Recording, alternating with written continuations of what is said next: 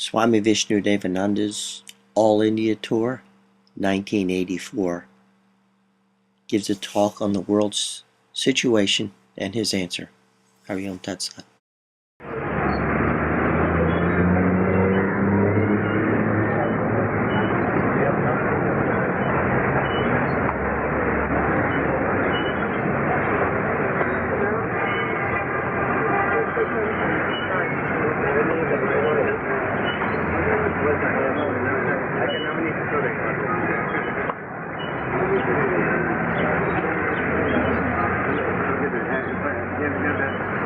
Anandamurti Nandagari Varabhagari Saundaryaratnagari Nadhudagala Ghora Bhavanagari Pratyaksha Maheshwari Pralaya Bhavanagari Kashi Puradheshwari Bhiksham Dei Kripavalambanagari Matanna Purneshwari Annapurne Sada Purne Shankara Pranavallabhe Jnana Vairagya Siddhatam Bhiksham Deja Parvati Mata Ja Parvati Devi Pida Devo Maheshwara Bandhava Bhaktasya Sudesho Bhuvanatrayam Sudesho Bhuvanatrayam Namah Parvati Pade Hara Hara Mahadev. Blessed immortal souls, this afternoon program is related to yoga, health, and followed by some demonstrations. Before I come to the subjects, I also want to give little bit information about why we perform this yajna and what is the situation of this world. Do we have a future? If there is a future, what way yoga and Vedanta can help you?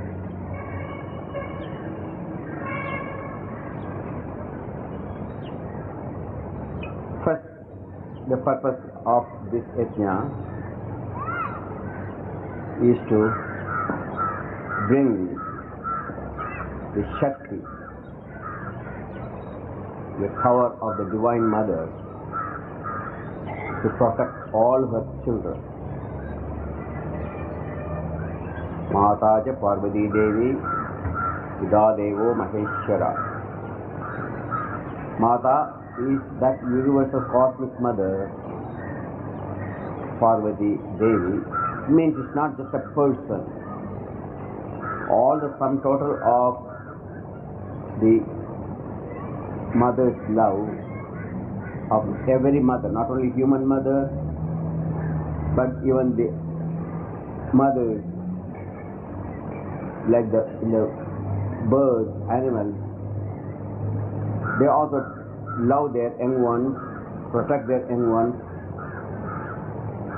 That is because the cosmic mother's love. Not only we are talking about the cosmic mother of this planet Earth, but that infinite number of universes, galaxies.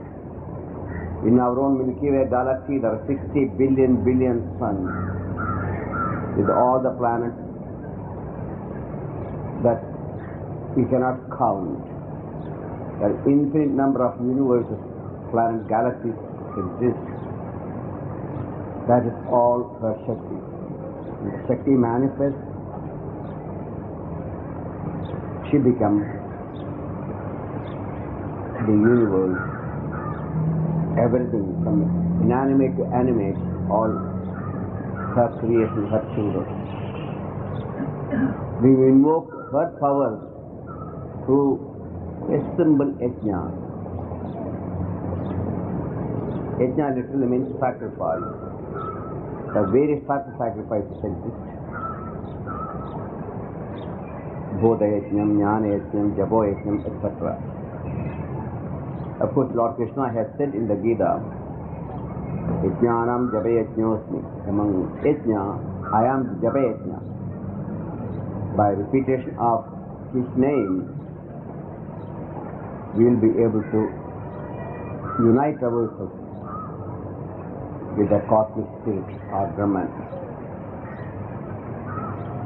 The yajna we perform today is mostly Shakti.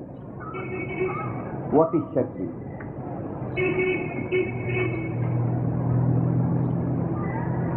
In this universe, everything is made up of two energies, Shiva and Shakti. Means there is a substratum background on which Shakti plays. A simple example is an atom. Atom contains a nucleus. Around the electrons revolve. The central portion is the Shiva. Shakti moves constantly. That we cannot say where the electron is at a particular moment, but it constantly moving, never stays in any one position, but always revolving and connected to Shiva. So the word, I take Shiva and Shakti, we can also put it, Shiva is the static force, Shakti is the kinetic force. These Shiva and Shakti existed in the originally as one without having any division. Just like in milk contains both solid portion of the protein, etc., and also liquid portion of water. But when you look at the milk, you cannot say where is water, where is milk, where are other things. It's all one, homogeneous things. You cannot see the distinction. But you take a drop of lemon and drop it into that milk, that one homogeneous milk is split into two. Now you can see the water and the milk separately. So originally Shiva and Shakti exist as one. You can't see this difference. That is called cosmic night. Before the creation came into existence, there was a cosmic night where Shiva Shakti is united. You can't see the difference.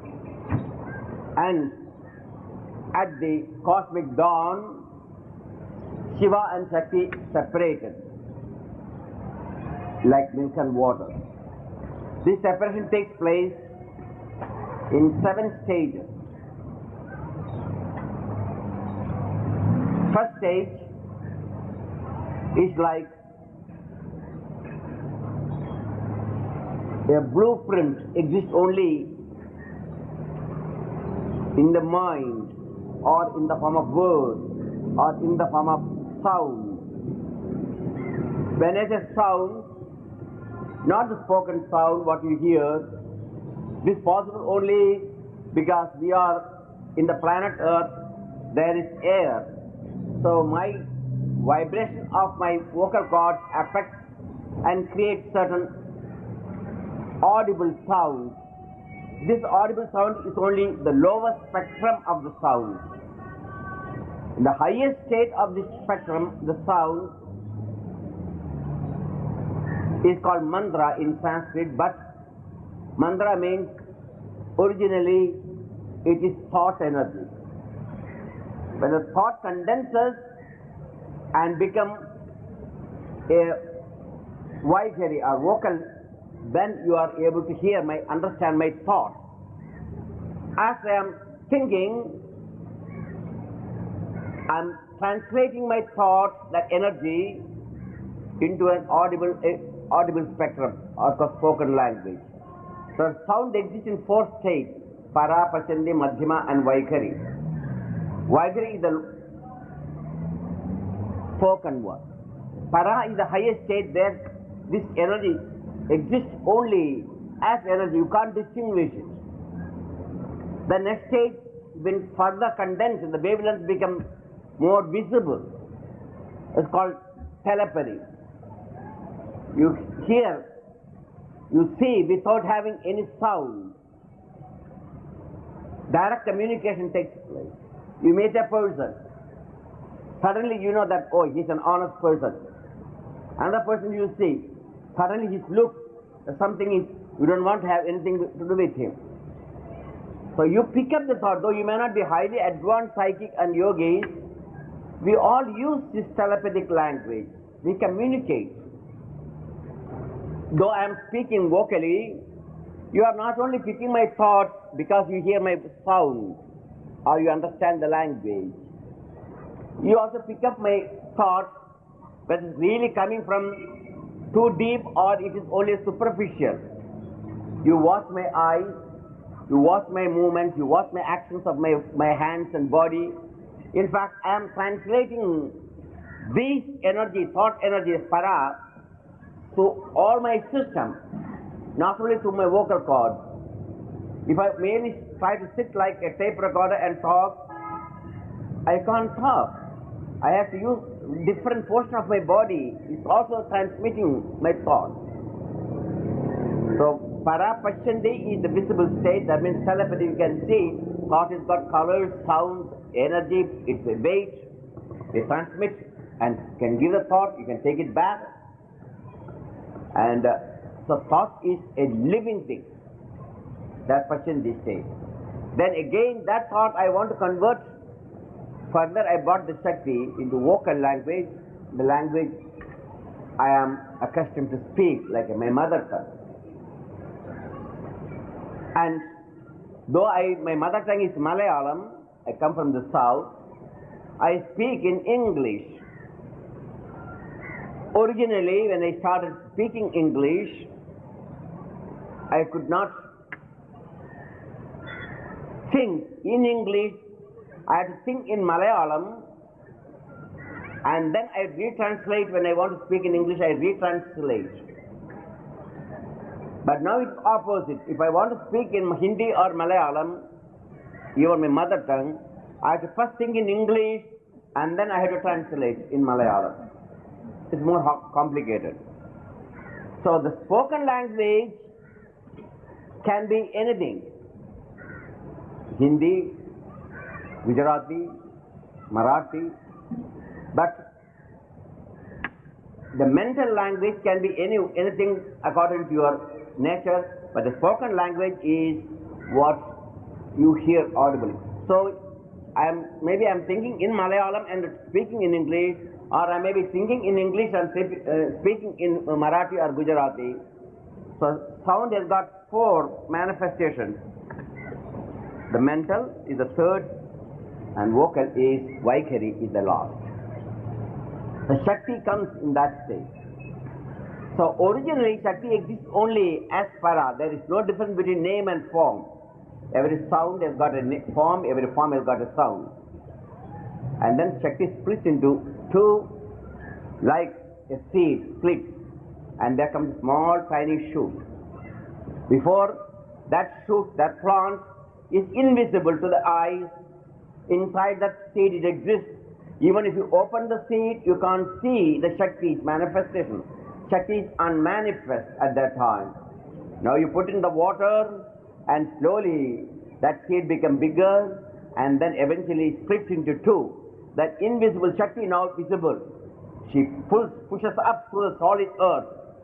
Now you can see the 2 different aspects. The solid seed and the invisible Shakti become visible. Eventually the Shakti becomes bigger and bigger, and then she manifests as a big tree with flowers and fruits, and then she eventually drops that very tree, and the seed, again she goes back into seed, invisible state. Using this analogy, visible state of Shakti and invisible state of Shakti, this cosmic universe, now what we see is the visible portion of the Shakti. But Shakti cannot stay even for a moment in any state. She is constantly changing, constantly moving. And so, once she moved off from Shiva, original state, first state is like the seed. Only you can see a shoot. Then, bigger. This analogy we can use by using the modern terminology, scientific terminology of the universe evolution. Our scientists say there was only before these galaxies and stars and planets came into existence, there was only cosmic dust or cosmic cloud, primordial cloud they call it.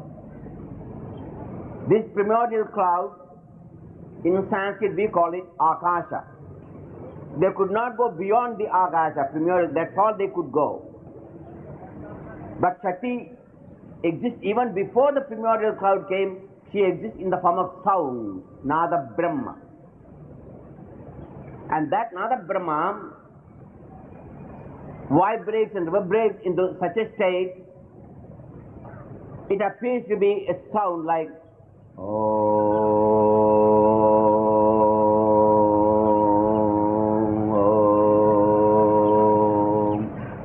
So the universe existed only in the form of sound, not the spoken sound, remember.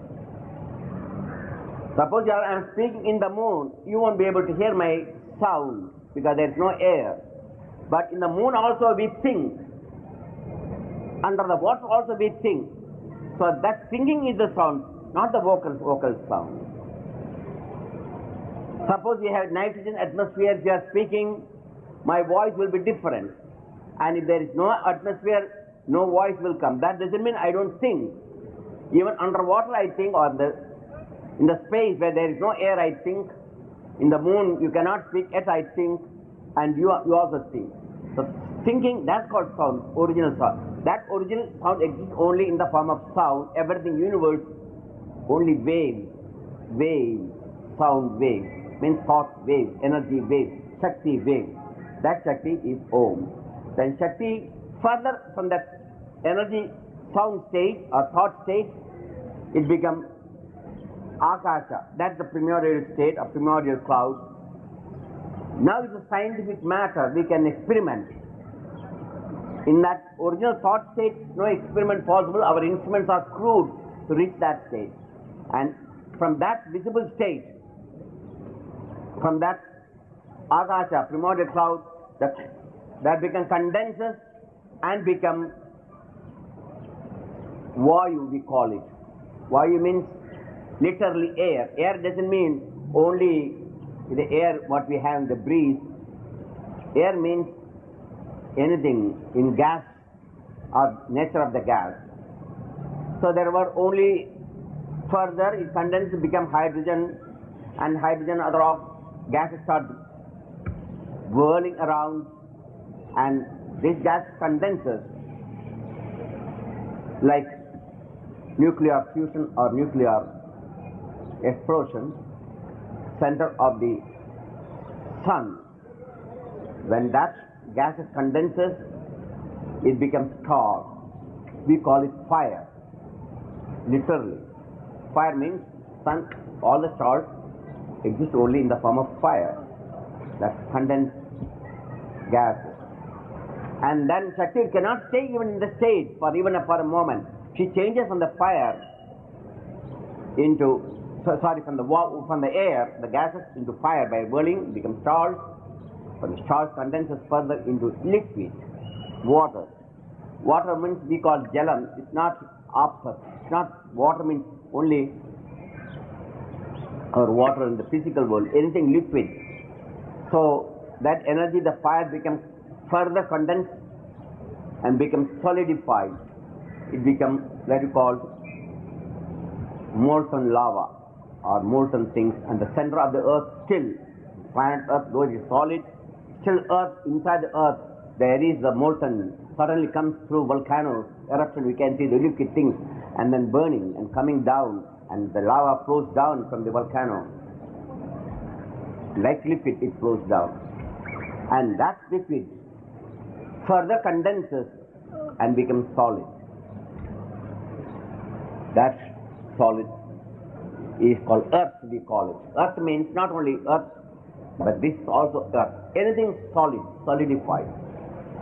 Now when the energy condenses from the highest wavelength of the sound into Agasham, the primordial cloud, from there into the Vayu, air, gases into the fire, stars, and then liquid, and liquid into solid. Now what exactly happens to Shakti? Her vibration level becomes very low, lowest vibratory level. She cannot go anything beyond this vibratory level. Though it appears to be solid, you ask any physicist, any scientist, they know it is not stationary. There is tremendous activity is going on there. Constantly, even Shakti here changes. It's more visible in some of the metals, in uraniums and so forth, radium, etc. The matter is continuously dancing and splitting and changing and become again energy. That uranium splits, it become again energy. So, even though we cannot see the changes here with our eyes, but we know it is not stationary. Here the Shakti is still active, but the activity is so low for our mind, for our senses to perceive. So you call it solid earth. So it doesn't matter what level Shakti functions, she vibrates, she oscillates. In the lowest state she oscillates as a solid matter. Now, she cannot go any further. That's all she can go. Her Shakti can only manifest in solid state laws. Now the next portion she wants to go, she must go the opposite direction. This solid becomes liquid, that means again back into the molten state, and the world will become just like a fire. The sun will be blazing, there will be no water, no rain, and the earth will actually burn, and everything becomes like solid, fire, and then fire changes into gas, gas back into primordial clouds, Akasha, then Akasha is back into sound, and sound back into Shiva. Again, Shiva and Shakti united, cosmic night.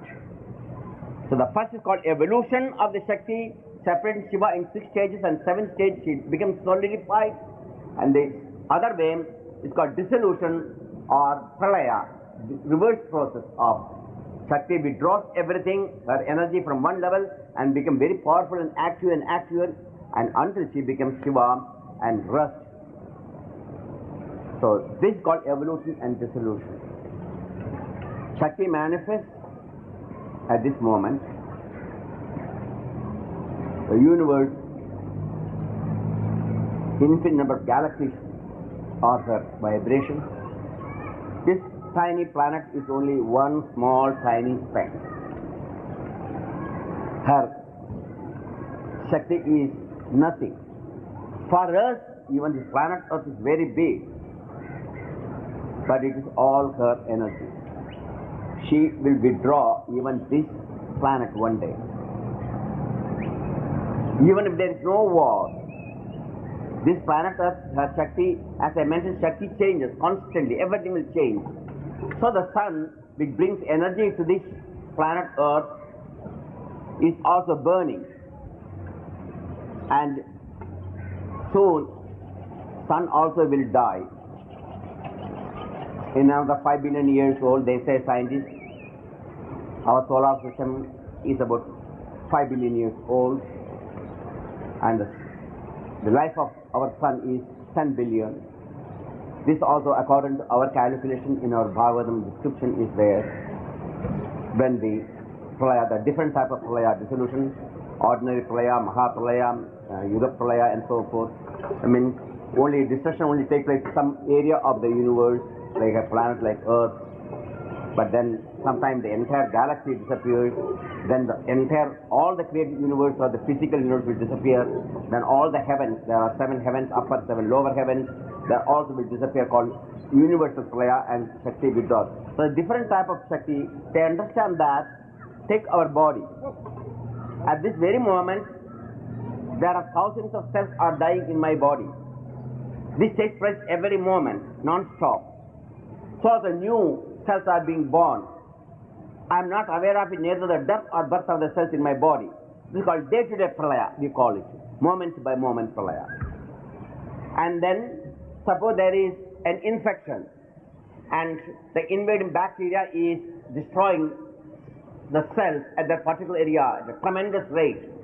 That is called global war.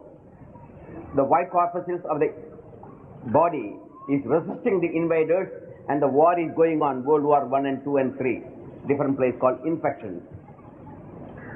And death is taking place at alarming rate. White corpuscles are dying, cells are dying, and bacteria are dying. You can see all the dead matter coming out in the form of pus.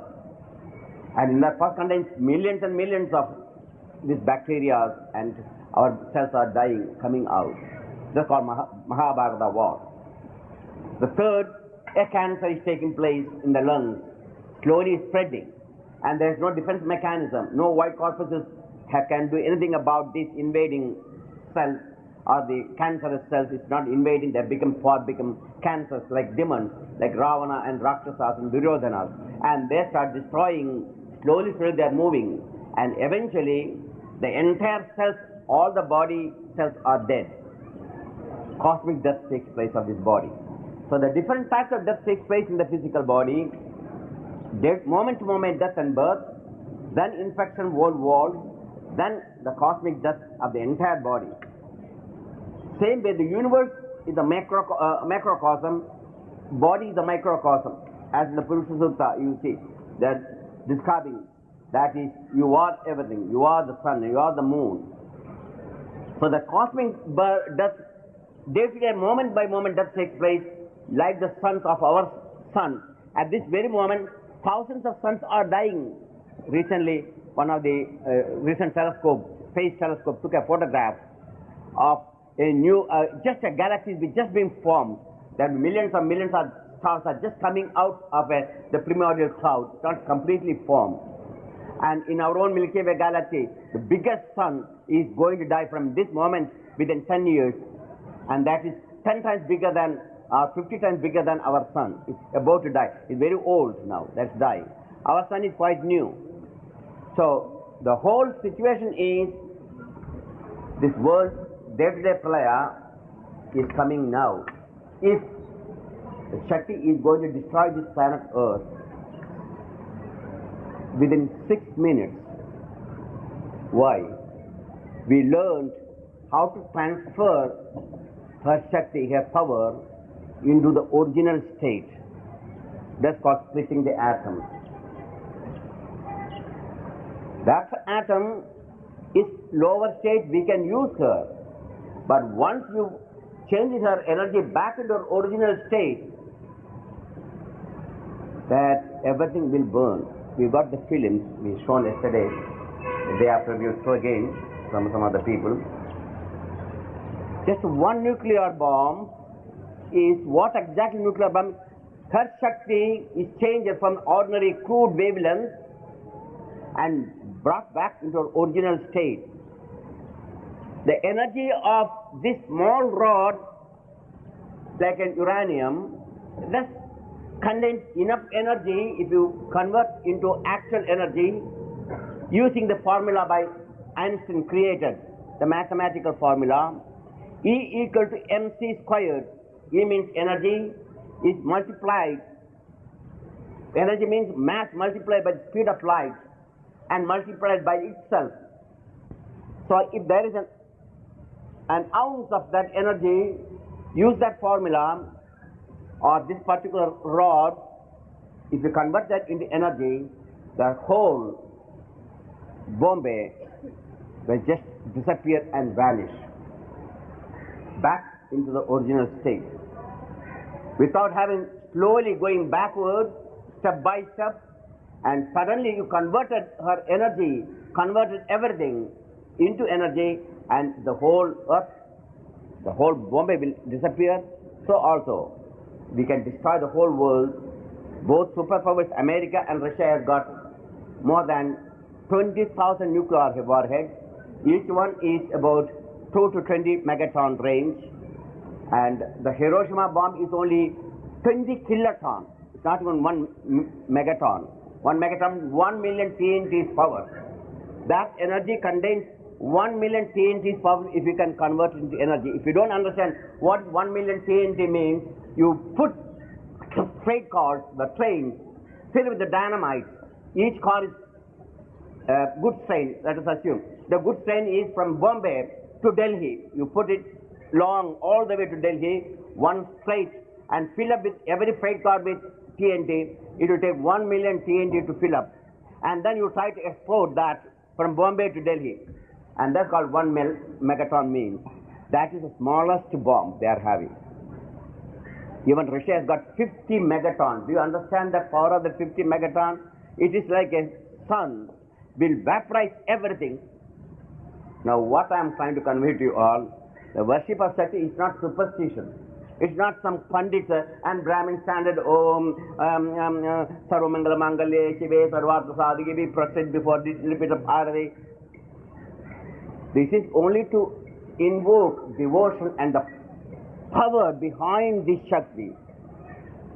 We cannot understand the power. Our mind is so finite. Can you imagine how much of 1 million TNT when it explodes? Our mind cannot grasp and think. And the entire universe, galaxies, billions and billions of galaxies are there. And that is her Shakti. And yet we think planet Earth, India, Russia, America, we are all thinking like a small, tiny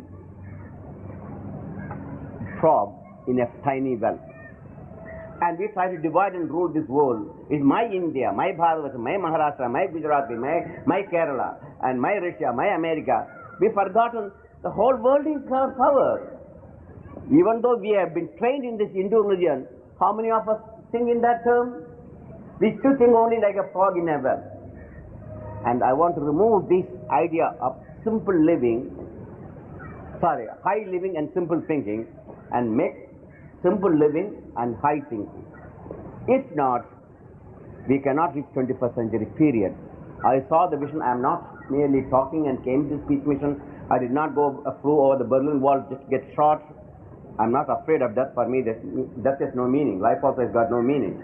I know what I want. What I got is by God's and my Gurudev's grace. But the vision I saw in 1969 is the wall of fire is breaking everything. People are running to escape from this wall of fire. No borders, Pakistan, India border, no Austrian border, German border, French borders, Russian borders, American, Chinese. These borders have got no meaning. People are running in every direction. I'm trying to educate the masses to see, as Lord Krishna said, Yomam Pachadi Sarvatra, Sarvanchamai Pachadi, Sasyaham na Pranashyami, Sachanamena Pranashyati. Those who sees me in all in me, all the galaxies in me. This is not he merely told, I am everything and everything is in me. He shown to Arjuna in the Virat Swarup. Saw in the Virat Swarup Arjuna, whatever I just now said, how the millions and millions of galaxies are exploding every moment. Suns are disappearing, planets like Earth is disappearing, he saw. And in the planet Earth, in small area of the Kurukshetra, Arjuna is seated in a chariot with, and his small arrow he is aiming, like ants are fighting and dying in Kurukshetra. After seeing that Arjuna, that cosmic form, he was trembling. I cannot see the beginning of you and end of you, O Krishna. I never knew who you are. Who are you at this moment? I thought he's my Krishna, my friend. Then he said, I am the Kala. Kalos me. I came to destroy this world. You think God only comes to protect? Yes, if you follow the Dharma. No, Adharma is prevailing everywhere. Corruptions in every society. Corruptions in politics. In fact, politicians think that corruption is a part of their life. Just look into that. They make this as a law. They made into a law. Corruption should be their law. And they won't make into a law. I read in some Indian papers. That means you cannot prosecute some of the officials because they are foreign MLAs or some kind of elected officials. So they want to make, because they are elected, they are above the law. They want to make into law. That's called Adharma. This Adharma is prevailing. So the God is going to destroy this world if he cannot follow Dharma. I am here, so I am not just doing merely intellectually. I saw what is going to happen to this world, how the Shakti has been created, this particular problem. Villagers are like living in the tiny well.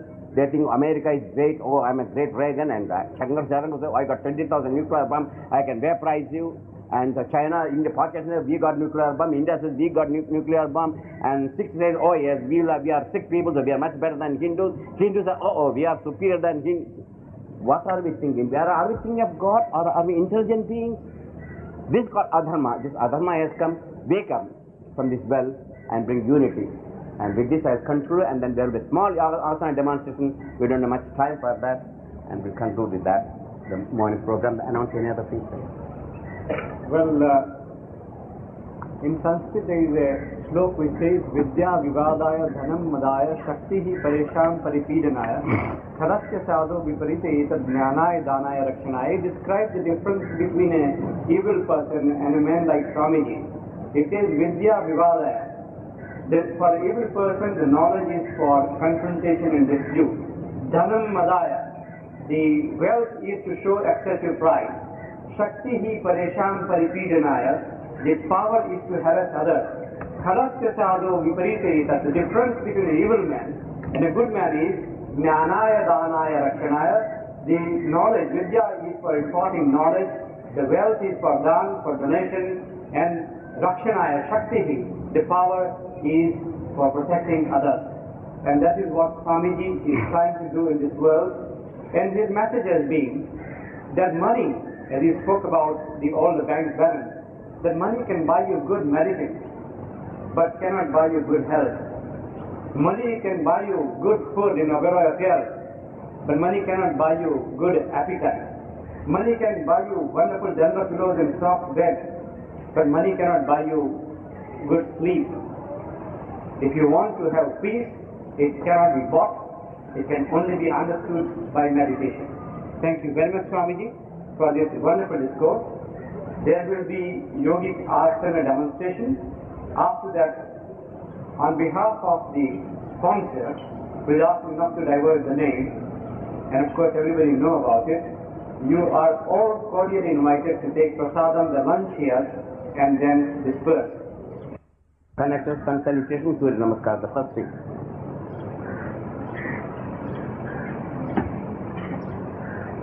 One, two, 3, 4, 5, 6,